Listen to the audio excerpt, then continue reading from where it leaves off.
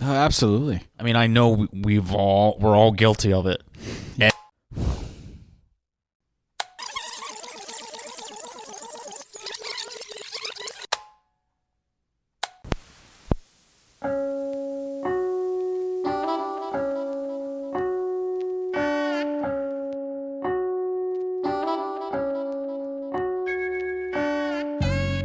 I'm Rich. And I'm Josh.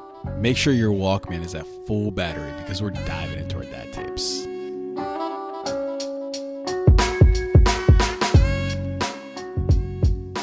What's going on, guys? Thanks for listening to tape number 34 of the Dad Tapes. Let's get rolling. What are we drinking tonight? Well, tonight, you got this little fancy-lancy looking can here. It's Nice and cold, too. It is nice and cold. It's Jack's Abbey Craft Lagers. I've never heard of them before. Me either. They're from Framingham, Massachusetts. And this one, it's actually a Bavarian-style Pilsner. It's called Post Shift. It's a 4.7 ABV. I'm kind of excited. It's a very simplistic design can, but it's appealing. I can see why it caught your eye. Yeah, yellow. It was the yellow that caught my eye. Is what it was. It's telling you to slow down and look this way. Yeah, right. Let's get to cracking, bro. That's tasty. Yeah, that's a good Pilsner. that's good. We haven't had many Pilsners on the show. No, we haven't. That's a good beer. Wow, crisp. Mm-hmm. So, what's new this week, man? What's been what's the highlight of your week? Highlight of the week? Highlight of the week. Got another deer last night. There you go. Yeah. There you go. Yeah, it was close call, man. It was I could just barely see. It was that last light, bro. I mean, it was. I got lucky. Is what it was. What do you mean by that? It was tough because you could see, but you could. It was dark. So literally, it was right at that limit of legal shooting. Okay. So it was tough. But either shit or get up the pot. Yeah, basically, yeah. But the cool thing about it was I brought someone with me. Okay. Yeah. Is this the grand introduction or is that for another time? Yeah. No.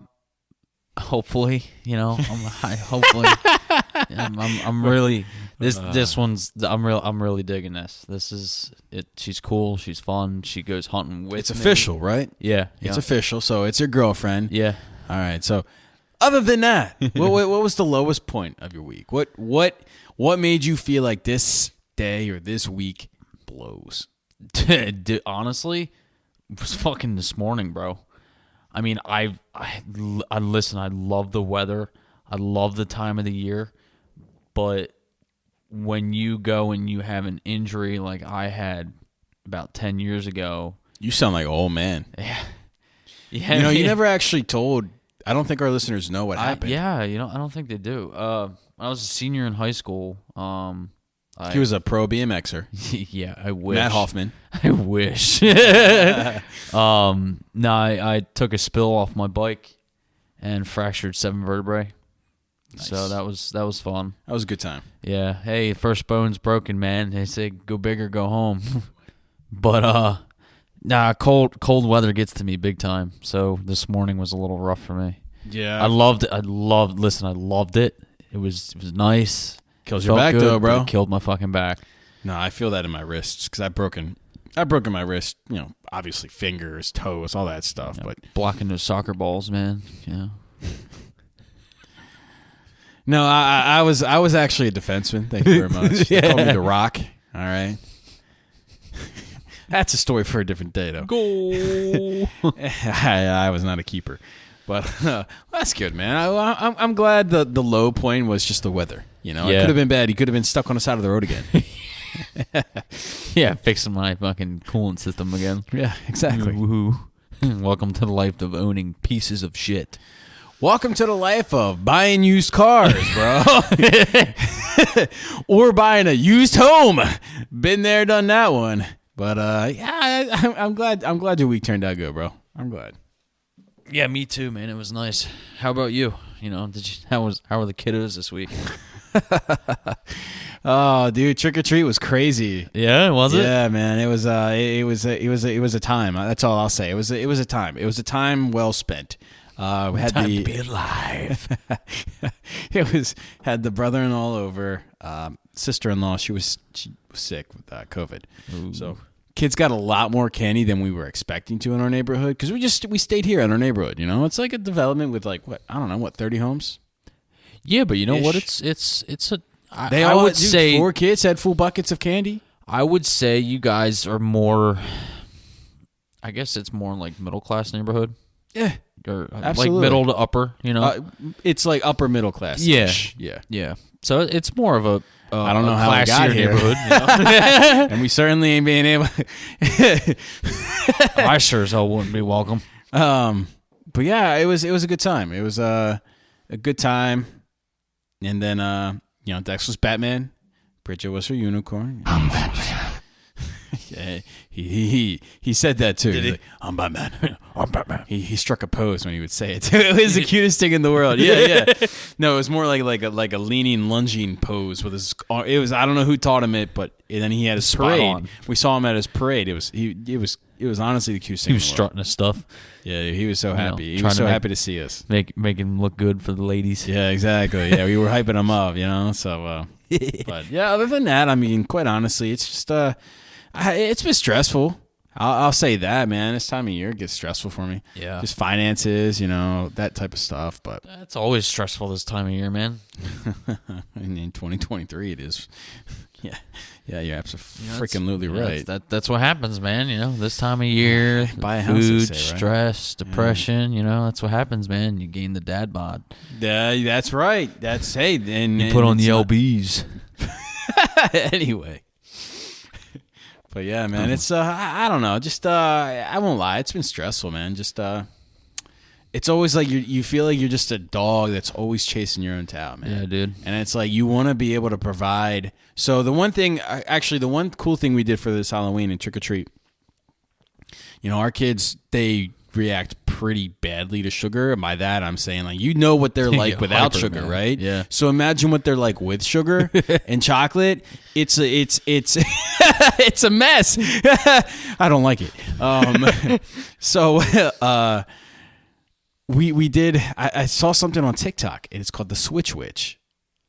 And so we went to just like 5 and below because quite honestly, like firstly, they have everything there. It's 5 and below is awesome. And secondly, like, we're trying to budget and get better at budgeting our lives. Yeah. It's still tough. You still got to find room in the budget. Got to talk to the CEO and the shareholders here about what's going on. But when you budget, we budgeted like a little bit of money for this. And by little, I mean just enough to shop at 5 and below and get them a couple of toys. Yeah. And we did just that. But the concept of it is we let them choose 5 pieces of candy that night. They can eat it right then and there, have at it, good to go. Stuff your face, chocolate all over the face, whatever. Yeah. And that's what they did. And side note, Dex was choosing Milk Duds. Like, who chooses Milk Duds? Of all me, dude. Reese's, Hershey bars, Kit Kat. Like there was a house in here handing out full Hershey bars, full Kit Kat bars, and like jumbo size, king size Reese's, bro. And he's choosing the little tiny box of Milk Duds. I would too, dude. No. Milk Duds. Sorry, man. Well, you also had years and years of, trick or treating back in the woods with the deer. So yeah, I can understand why you had the Milk Duds. The Milk Dud, yeah, now I got rotting teeth from the fucking Milk Duds. Anyway, to help my kids avoid rotting teeth, what we did was they got 5 pieces of candy and they got to eat it that night. And this thing on TikTok I saw, it was you put the candy out in a bucket, your trick-or-treating bucket, whether it's outside or we put ours on the table. It just didn't want a chance at raining because it was raining that night. And, in the morning time, the Switch Witch comes and takes the kids' candy and leaves them a present. So it's like you get to do whatever you want with that candy. Either hide it and kind of piecemeal it in their lives. Like sometimes I'll give Dex candy throughout the week. Yeah, you put in his lunchbox or something. Exactly. Yeah. Throw it away. Eat it for yourselves. Whatever you want to do. You got it. Better not throw that shit away. I'm not a big fan of chocolate myself. I'll be knocking on your fucking door. Almond Switch here. Uncle Josh. No, it's a switch. Give me your candy. But yeah, man, it's and they loved it. They loved it, man. That's cool. And man. it's so cool because they're not even like, we had a bucket of candy left over that we handed out, so we'll like, they know about that bucket, and that's the candy that they get, and they're totally cool with it. Yeah, it's awesome. So it's definitely a tradition I want to keep up. I mean, yeah, if there's like, we've been like last year we went trick or treating in Ocean City. Yeah, bougie as hell, right? Yeah. So and they got some healthy stuff. So that stuff, yeah, be happy to give them throughout. Their that doesn't go to the switch. It's like the unhealthy stuff. All the chocolate. My kids don't need all that. Bro. My kids don't need that much chocolate. Why do you think they go fucking ape shit when they do eat it?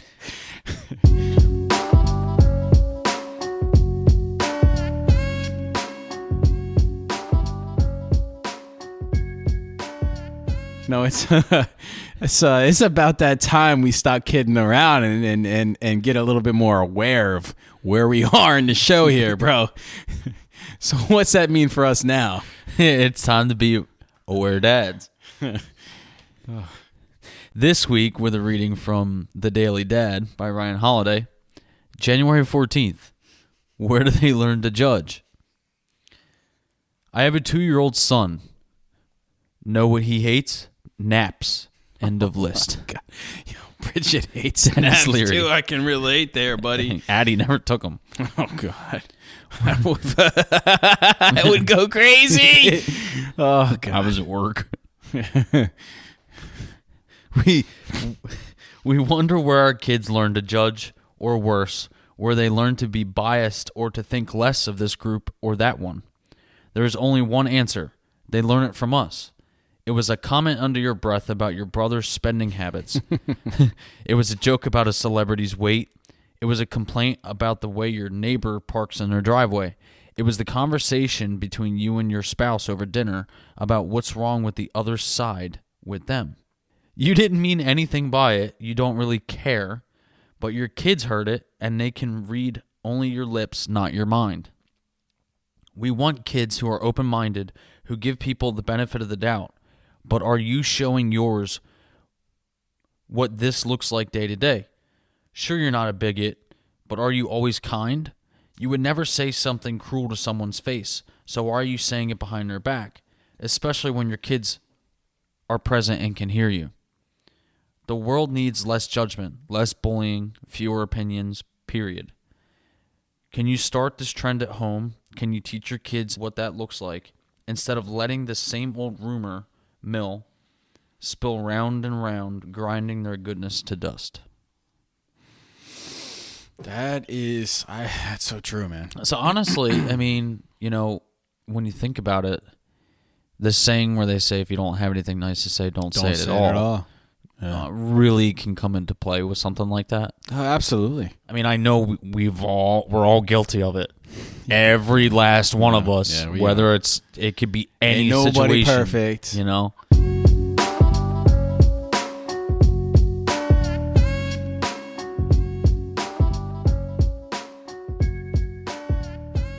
You receive the information with a picture or a text.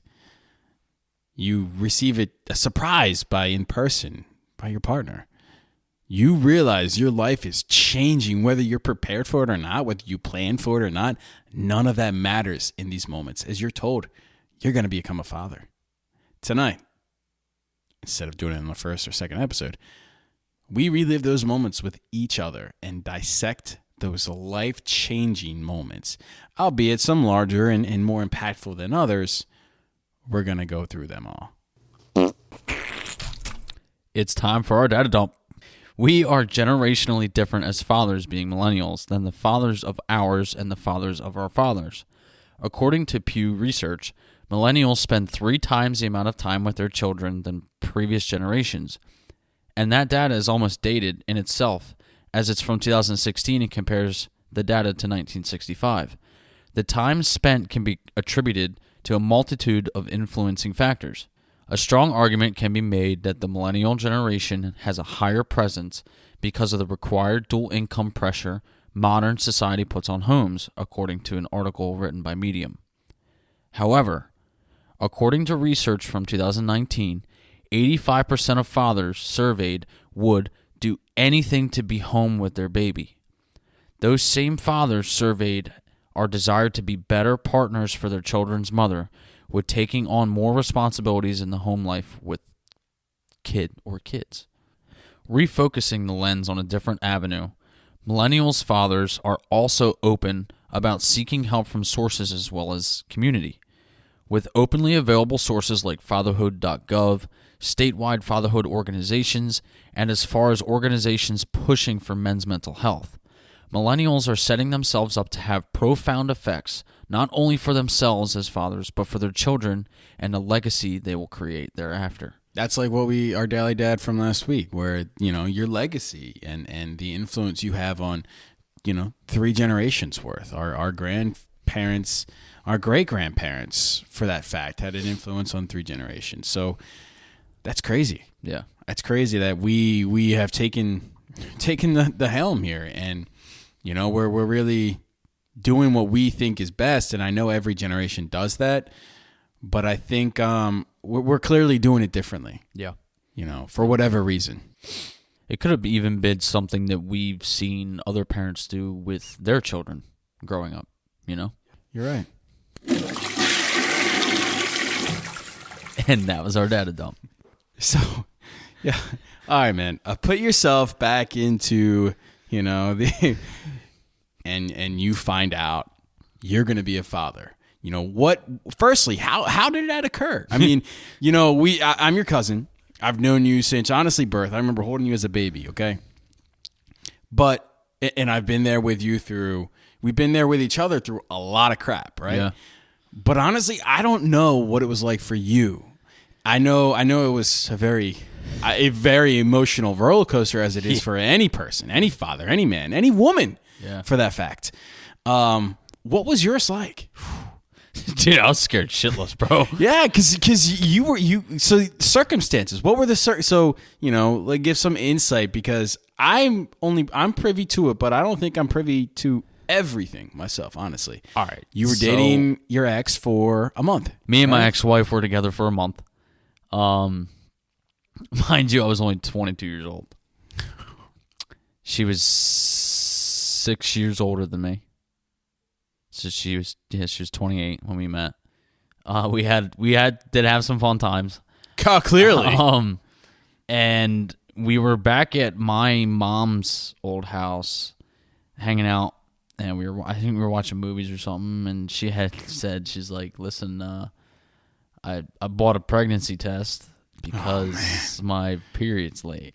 Oh, man. And what was your first thought, man? And I'm like, oh, fuck. Now, you have been down that road before with pregnancy scares, right? No. No? No. That was even your first... That it was a scare. Clearly, you had a daughter from it. Yeah. You never even had a pregnancy scare before? Never had a pregnancy scare before.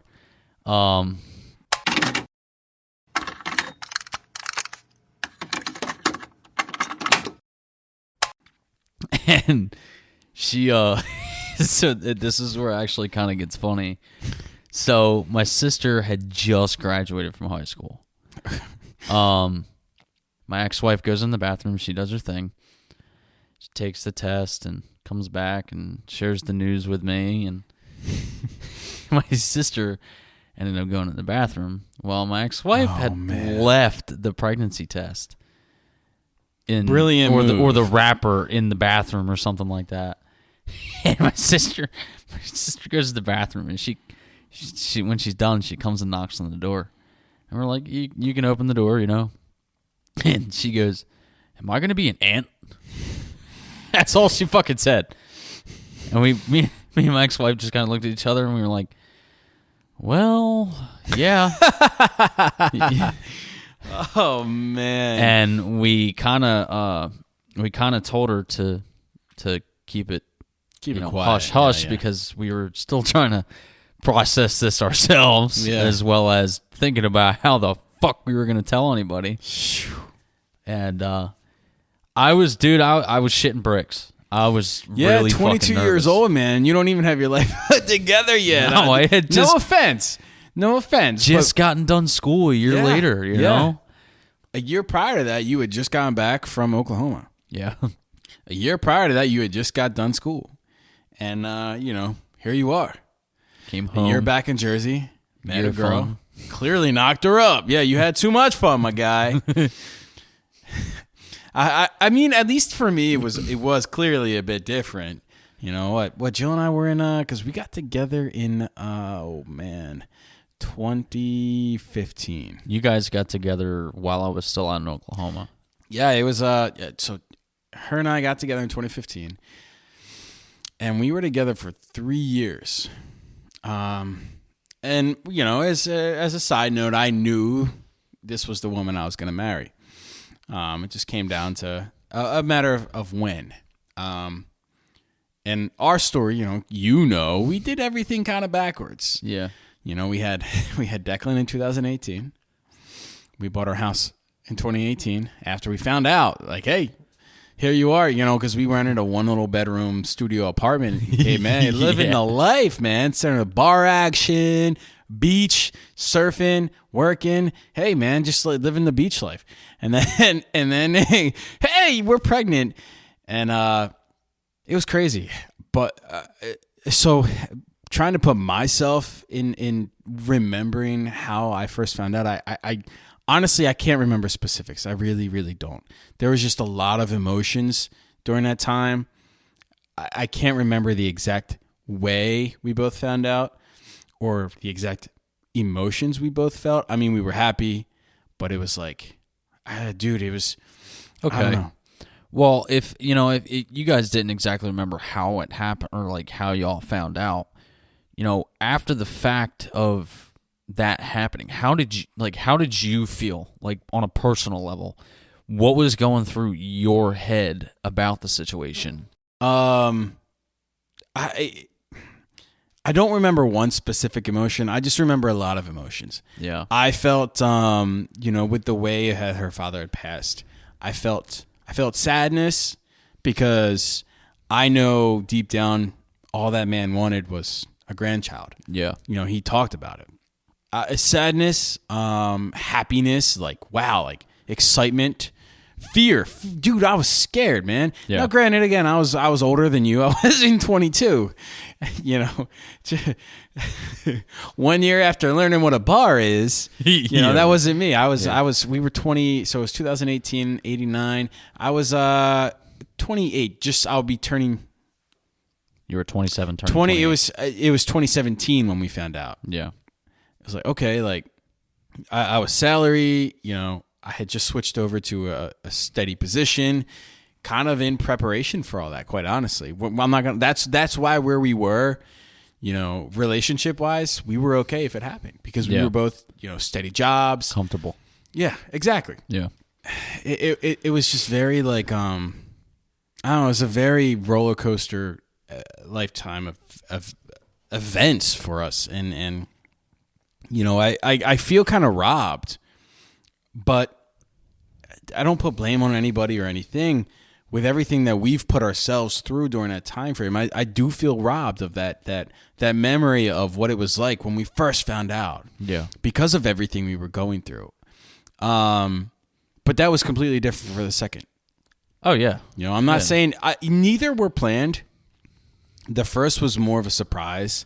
Yeah, but the second you have expectations of not expectations, but experience of what's going to happen. Yeah, but that aside, that whole process is different because every pregnancy is different, man. Yeah. You don't know, not yet, man. Well, I don't know yet. Not yet. I know, but I don't know. So, with you going through, your experience. With you going through it at such a young age too. I mean, like let's just be honest, bro. 22 is young. Yeah, it's young, especially for a 22-year-old being in a new relationship. Yeah, and not even in a relationship where it's like because it's so new. Like this is the woman I'm going to spend the rest of my life with. Yeah. What piece of advice would almost 30-year-old Josh give 22-year-old Josh? Honestly, I would tell myself to have a lot more patience, for one, because being that young, I mean, I know 22 is not young, but it's still, it's fresh, Yeah. I would honestly tell myself to have more patience and just kind of go with the flow and just learn from the things that are happening and take note of it and do your best that you can with it, because no matter what your age is or how many kids you have, like you had said, every pregnancy is different.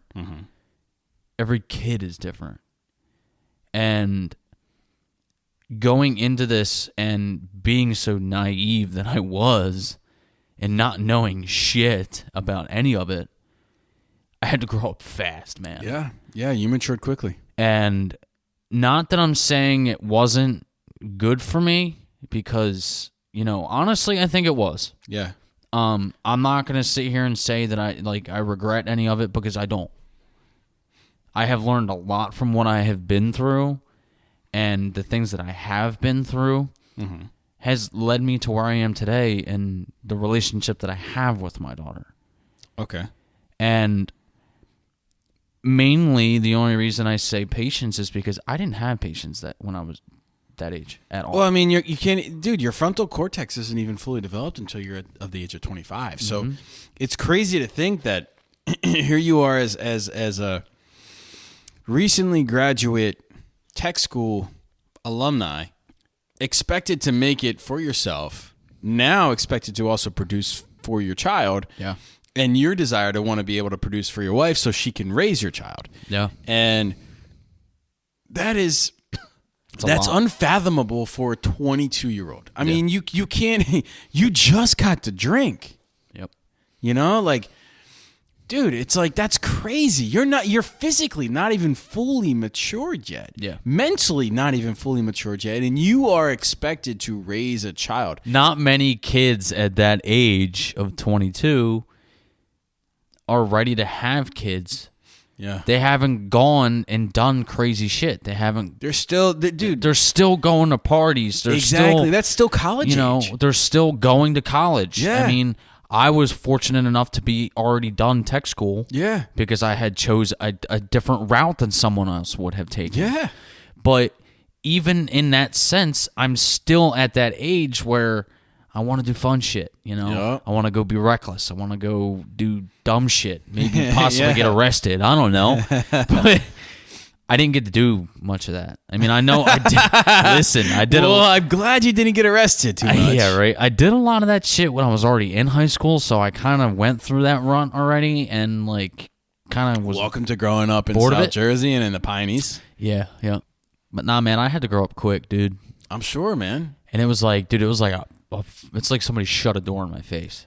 Like I said, dude, I was 28 and I had matured a lot through that process and having that firstborn. And honestly, even I could say I could even go in addition to that. I matured even further having that second. Yeah. So I can't imagine as a 22-year-old the maturation you had to go through having even just that moment. It's like, you're going to be a father. Like, fuck, Yeah.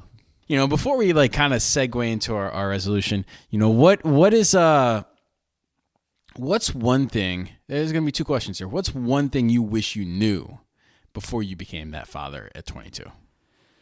How fucking hard it was gonna be, man. Yeah. Because I can imagine you imagine it's gonna be hard. I mean, I know I did, but you don't realize how hard it's going to be. I did not realize. All right, so There's no preparing for that. no, there's not. And the two things for me was when she first came out, it really did not hit me that I was a dad until she was in my arms for the first time. Mm-hmm. I know that feeling. I knew that it was happening. Exactly. But it wasn't a real thing. And I had the Exactly. hardest time explaining that to Jill when Declan was born, and even for Bridget. It's like, you're going to be a father. You know it, but it's like It's so tough. And I think it's a mutual feeling and a common feeling. I'm sure all fathers experience. You could sit there and say to yourself, I'm going to be a dad. I'm going to be a dad. I'm a father now. I have a baby now. But it doesn't hit you until you hold that baby in your arms for the first time. And I don't mean to take away your answer here, but fine. For me, dude, it's like, I remember that feeling for me, and it was just like, the one thing I wish I knew before it was how, like, holding my baby for the first time it's just the warmest wave of emotion goes through your body. Yeah. And it honestly can bring you to fucking tears. Yeah, dude. And it's amazing. Yeah. I wish I knew how amazing fatherhood. I don't want to be cliche. It sounds so gimmicky, but to me, fatherhood is amazing. It's hard. It's the hardest thing in the fucking world. Yeah. But it is also so amazing. Yeah. It's because I know, and I'm sure you can agree, we were probably both, and as every father was, in our heads about how hard this is gonna be. And much like you said, it's a lot harder than you can have ever imagined. Yeah. But it's also the most amazing thing in the world and most rewarding thing in the world. Yeah. So to piggyback that, what's one thing you will never forget when you became a father? Dude, the smell. Like, every baby has a distinct smell. And to this day, I still remember what it smells like.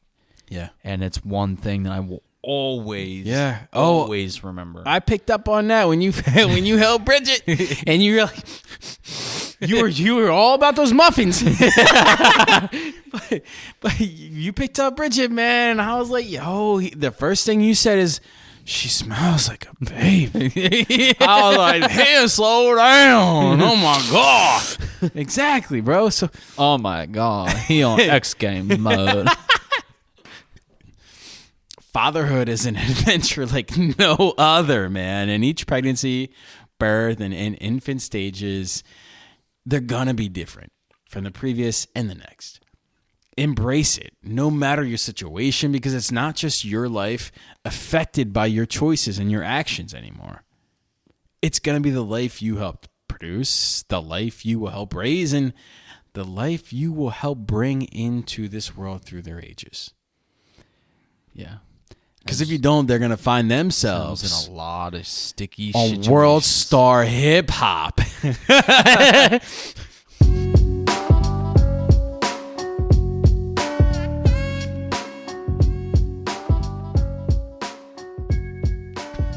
So, speaking of situations, bro, what do you got? What's on our plate tonight? So, to the first one for tonight, parental disapproval by Anonymous. Back in, this was on Halloween of 2023. Mm-hmm. It says, today my daughter gave me the, but daddy, I love him speech when she turned up to a family event with her boyfriend, who was at least 20 years older than her, was visibly intoxicated, stank of body odor and cigarettes, then tried to flirt with my wife, FML.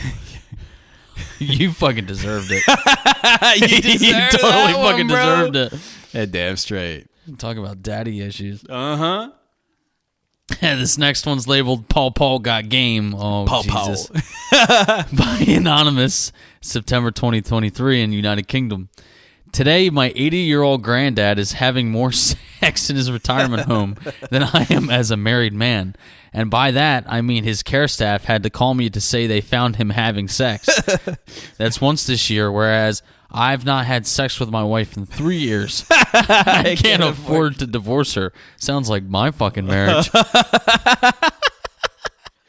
And the last one by Anonymous, United States.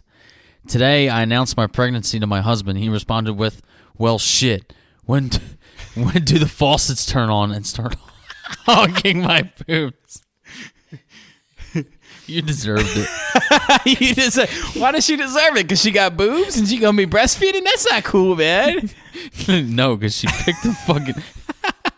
She picked a teenager? Yeah, right. She picked a 22-year-old. Oh, shit. shit. When did Hopefully these you don't- mommy milkers start milking? You ain't gonna find any fucking mommy milkers on our social media. Yeah, they won't be finding that on our Facebook, which is facebook.com/dadtapes. On Instagram, at the Dad Tapes Podcast. Twitter, at the Dad Tapes. You know, I'm pretty sure my dad probably did that. Yeah. TikTok, at Dad Tapes Podcast. And just please, be sure to like, subscribe, and leave a review of the show wherever you listen to podcasts. It really helps, guys. It really pushes our show. It gets us out there. It gets exposure. Don't forget to rewind the tape before boxing it back up, guys. You know, I just think about rewinding tapes. I don't know why. You mentioned your dad, and your dad did that. I can just see him, you know, using his finger to rewind the tape, God, right? Dude. Oh, my and then, God. and then We're as, ending it there. I'm done. I'm clocking out. Nope. Checking out. Peace, guys. I don't want to think about that, all right? I am not thinking about that. Deuces, guys. Peace, guys.